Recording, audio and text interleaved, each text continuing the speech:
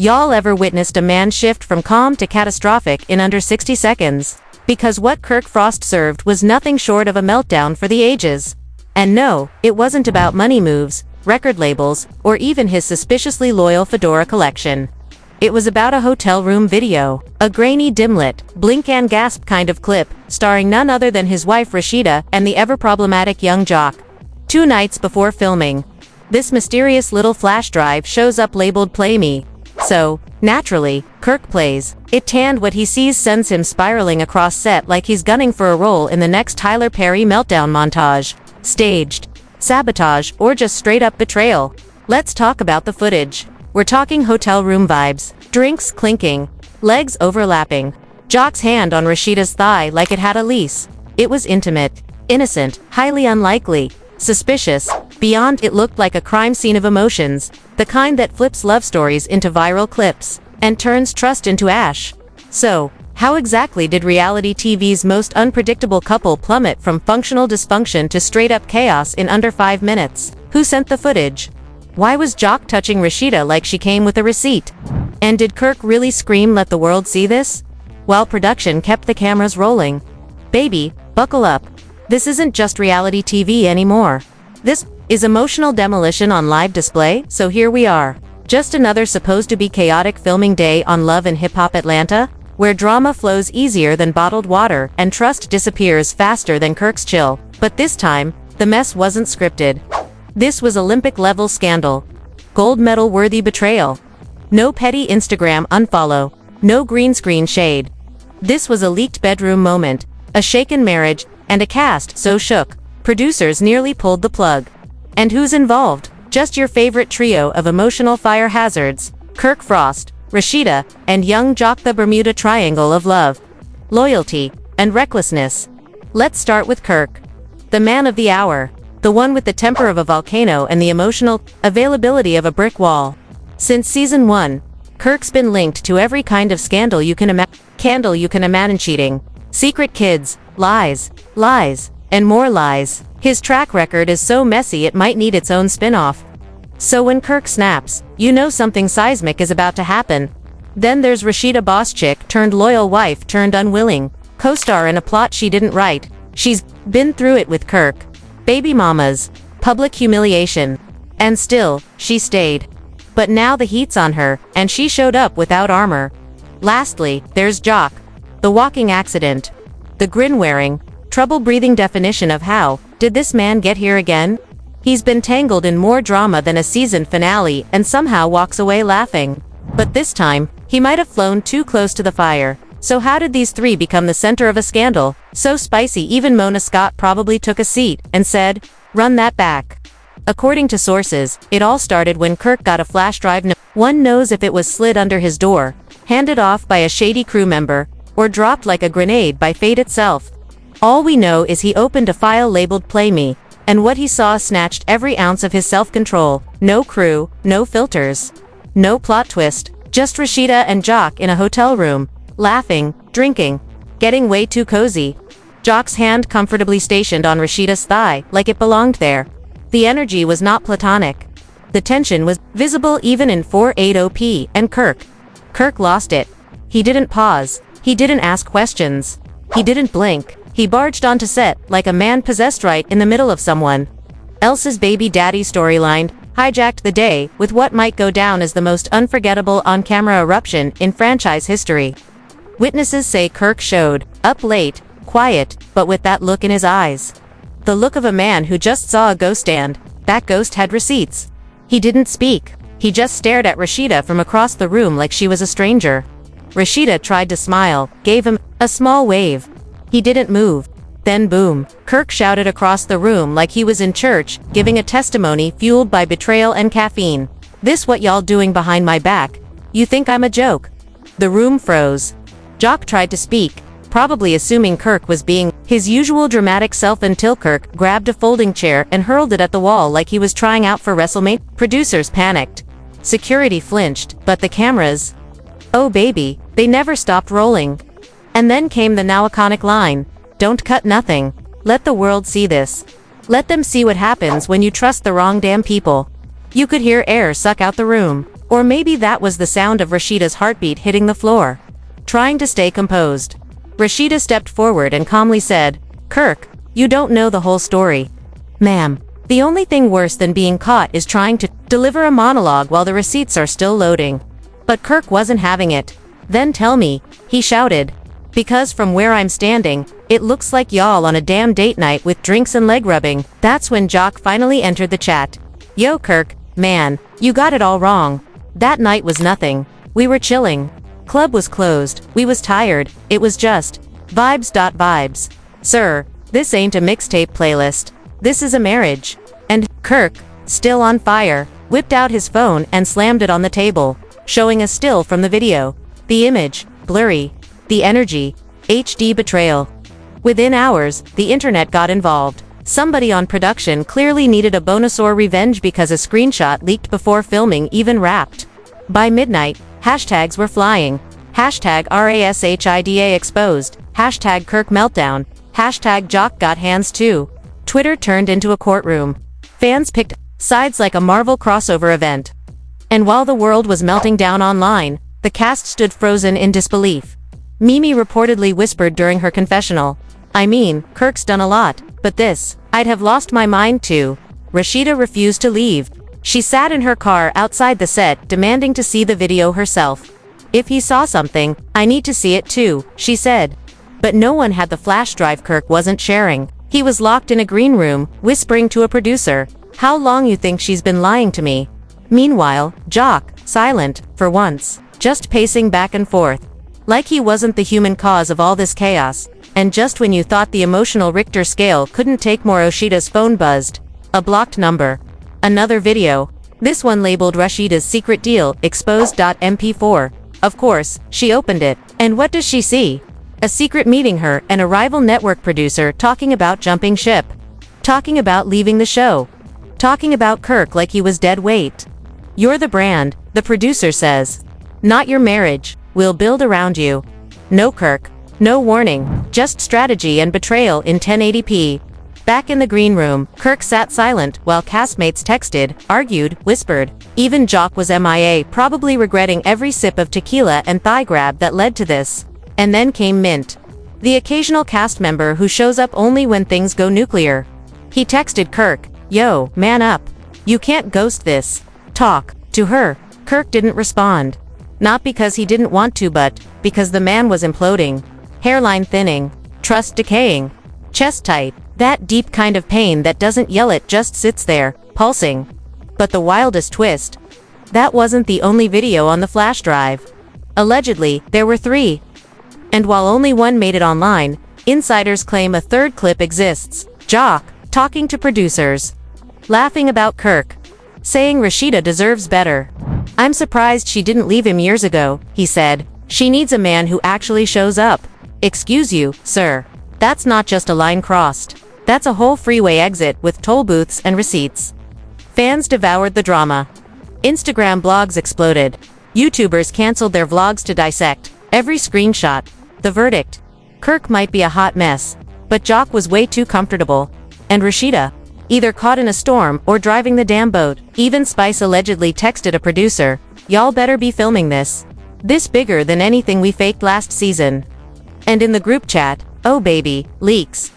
Screenshots, Carly Red being Carly Red. "I knew Rasheeda was shady. I saw her and Jock getting close at that party." Erica Mena stirred the pot with a casual. Kirk crying now, but remember what he did in 2014. Even Scrappy, who had no business commenting, just dropped a simple damn. The chaos was everywhere. Production had an emergency meeting, which in reality TV means someone's getting gaslit before lunch. But who would own the mess? Kirk vanished. Rasheeda locked in her car, trying to process Jock hiding with his comments turned off like that erases history. Meanwhile, producers started calling this season the grenade we didn't see coming. And the worst part, this was just the beginning. Kirk surfaced 48 hours later. But not like a repentant husband begging for answers, more like a man dragging a wrecking ball behind him. He arrived at the studio lot before sunrise, hoodie up, shades on, a duffel bag slung over his shoulder as if he were carrying proof of the apocalypse. Security recognized the look. Devastation dressed in designer sweats. They opened the gate without a word. Inside stage B normally buzzing with glam squads and breakfast pastries, only a skeleton crew waited. Producers had cleared the place, fearful that Kirk's looming rage might combust into a full-blown insurance claim. He walked past them in silence, straight to the editing bay, tossed the duffel on the table, and said to the lead editor, "Pop it in." Inside the bag, the flash drive, a stack of calves, and 3 glossy 8x10s of Rasheeda and Jock laughing together at last month's charity gala. Kirk wanted every angle, every frame, every pixel analyzed. "Pull the metadata," he demanded. "Tell me date, time, hotel floor, GPS, everything." The editor blinked. Reality shows rarely worried about forensics. They worried about ratings. But Kirk's stare could freeze lava. He complied, fingers flying across the keyboard, while the drive copied. Meanwhile, a junior producer tiptoed in, holding a tablet. Overnight numbers for the leaked still shot had smashed franchise records. 15 million impressions. 60,000 comments. Memes within hours. Corporate was giddy. Legal was panicking. Marketing wanted teasers. Kirk wanted blood. While data rendered, he paced. Thought of the 13 years he'd spent patching this marriage with duct tape and denial. He'd forgiven the blogs, the groupies, the hot tub fiasco, the paternity rumors, always spun it as marriage's work. But now the work felt like unpaid overtime in a collapsing mine. The editor finally cleared his throat. Footage was shot 3 weeks ago. Omni downtown. Suite 1416. Timestamp puts them there from 1:07 a.m. to 2:19 a.m. Kirk's stomach dropped. That was the night he'd been in Houston for a club walkthrough, FaceTiming Rasheeda from the green room between sets. She'd said she was home, hair wrapped, Netflix on. He felt the ghost of that lie crawl over his skin. Then came the killer blow. GPS metadata on the second secret deal video placed. Rasheeda at a rooftop bar in Midtown same night. Earlier, means she'd met the rival producer first, then continued the after hours with Jock. Motive, opportunity, accomplice. Kirk's voice wavered once, cracked like thin ice, then willed, "I want this in the episode untouched." The junior producers' eyes went wide.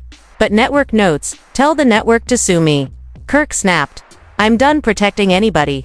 Across town, Rasheeda sat curled on the edge of their California king bed, knees to chest, scrolling the explosion on social media. Every refresh was a fresh wound. Strangers dissecting her marriage. Reposting grainy shots of the thigh grab from 10 different angles. Fan pages declaring hashtag Team Kirk or hashtag Free, RASHIDA. She hadn't slept. She'd looped the hotel video until she could recite the background playlist. It still made no sense. Yes, the vibe looked incriminating, but she remembered feeling bored, tipsy, harmless. Jock had joked that Kirk would firebomb the hotel if he saw them clowning.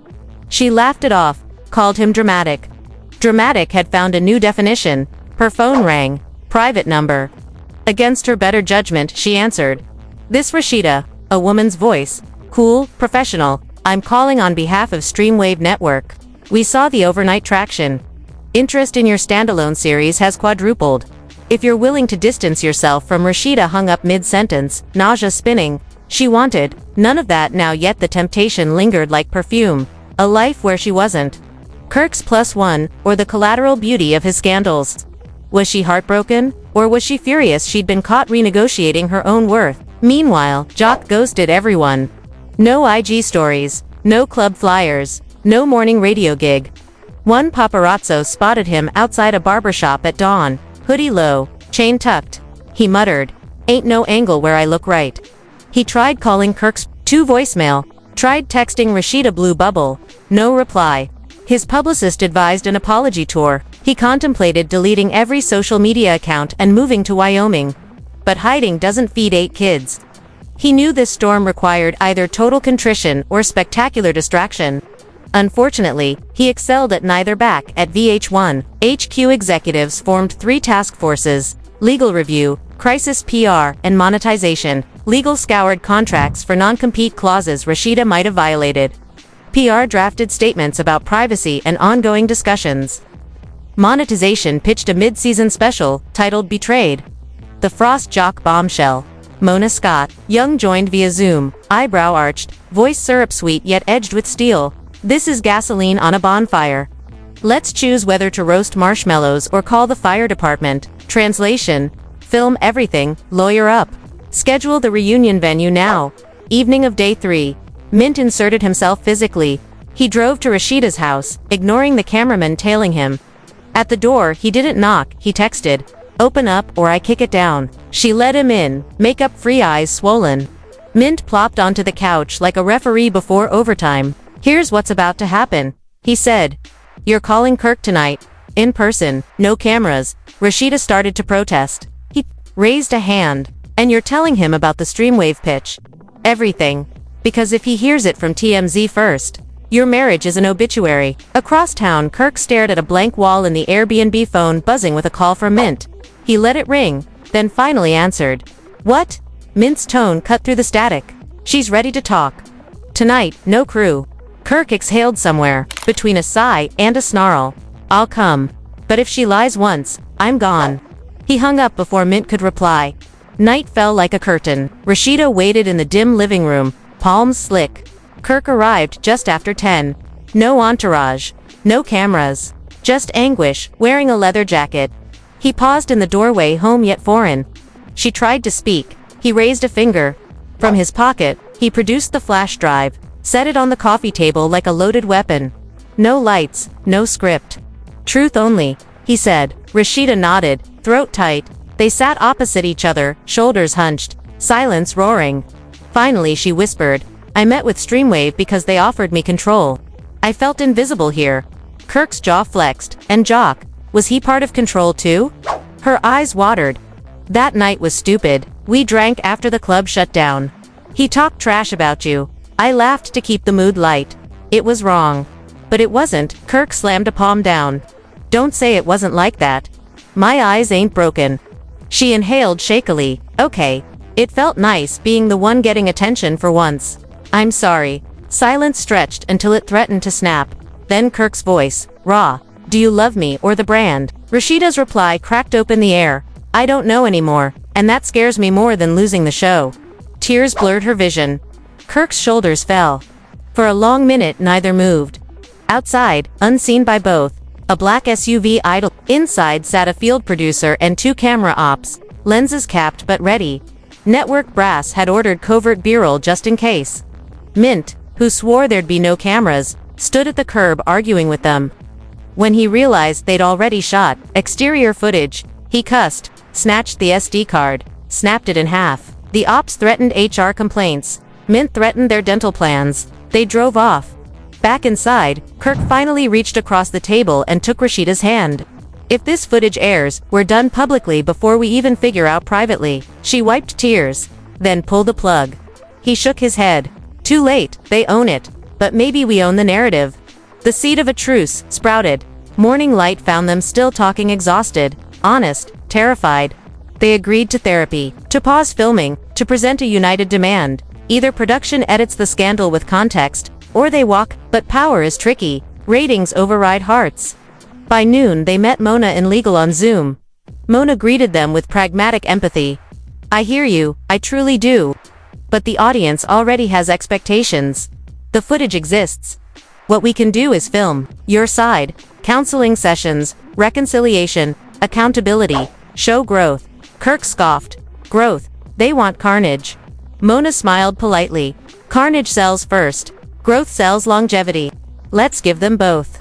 Kirk muted the call, looked at Rasheeda. "If we go back, no more secrets." She nodded. "And you, no more excuses." Unmuted. "Fine," Kirk said. "We'll film. But Jock shows up to face me, unedited, or we're done." Mona's grin widened. "Already arranging it." The air in the reunion venue buzzed like a generator running on tension and thin forgiveness. Everywhere you looked, producers whispered into headsets. Security stood twice as thick. And stagehands moved like shadows preparing for the most anticipated, most unpredictable night of the entire season. The audience, a curated mix of superfans and social media influencers, filled the rows with edge of their seat energy. It was more than television. It was a live reckoning. Lights dimmed, theme music thumped, and the moderators walked out like ring announcers before a heavyweight bout. Rasheeda and Kirk entered hand in hand, not smiling, not broken, just trying. Jock followed a moment later, face unreadable. The host wasted no time. "We all saw what happened this season," she said. But tonight, we hear the truth from the people who lived it. Then the montage played. All of it. The hotel. The leg. The laugh. The lies. The tears. The leaked pitch meeting. The therapy confessions. The grainy footage. The clear betrayal. When the lights came back up, the cameras zoomed tight. Kirk sat still, fists balled. Rasheeda dabbed her eyes with tissue. Jock looked like he'd rather be in traffic. Let's start simple, the moderator said. Where do things stand now? Kirk answered first, voice steady but stripped. We're working through it. Doesn't mean we're fixed. Means we're not quitting today. The crowd murmured. Rasheeda added, we've been through worse. But this felt like a new kind of betrayal. Because it made me question if we were teammates or just characters. The host turned to Jock. Why did you let it get that far? He didn't deflect. I was stupid. I was selfish. I didn't think that one night would explode into this. But I should have known better. They played a never-before-seen clip. Rasheeda on a FaceTime call with her best friend, days before the video leaked. She looked drained. Sometimes I feel like Kirk doesn't see me anymore. I feel like a prop in his plot. When the clip ended, Kirk bowed his head. I didn't know she felt like that. He said softly. I thought I was holding everything together. What followed wasn't just drama, it was a full therapy circle. Rasheeda confronted Kirk's years of neglect. Kirk admitted he used work as a wall. Jock revealed he always felt like the comic relief in everyone's life but hated himself for constantly becoming the problem. At one point, Rasheeda looked over and said, we keep acting like this show creates the mess. But, really, it just magnifies what's already broken. The crowd went silent, then erupted into applause. 2 hours later, the cameras shut off. The audience left. But the three of them sat there, unmoving. Finally, Rasheeda said, I'm not walking away. But I'm not pretending anymore either. Kirk nodded. Jock stood. If staying away helps, I will. But if showing up real is better, I'll do that too. No one responded. But something shifted. Weeks passed. The final edit aired. Social media lit up again but differently. Less rage. More empathy. Fans praised the vulnerability. Brands called. Bookings increased. Rasheeda got offers for panel shows on healing. Kirk got invited to talk about rebuilding trust. Even Jock got an endorsement from a mental health app. The showrunners, Sensing Gold, greenlit a new special, The Fallout, Healing After Betrayal. It followed Kirk and Rasheeda through couples therapy, co-parenting sessions, and quiet nights at home. Not flashy, not scandalous, just human. The ratings weren't viral, but they were strong, solid, loyal. And then came the letter A. Handwritten note slid under the Frost's front door. No return address. Inside was a printout of an email chain. It showed the rival producer at Streamwave bragging to a contact. She took the bait. The hotel video was the hook. We'll have our star by July. Underneath, scribbled in pen, be careful who tells your story. It changed everything. Kirk handed it to Rasheeda without a word. She read it once, twice, 3 times. Her lips parted. So it was all a setup. He nodded. Looks like they planned it all. Lured you, filmed it, waited. Rasheeda didn't cry. She didn't yell. She just said, then let's make sure no one ever uses us like that again. The next morning, they walked into VH1's executive offices, unannounced, told Mona Scott-Young and the board they wanted full editorial control over their next chapter. They'd walk. Mona, ever the strategist, agreed so long as it stayed real. And this time, it would be. They filmed one final confessional. Just them, no music, no glam. Rasheeda in jeans. Kirk in a hoodie. Raw, honest. Rasheeda said, this is the truth.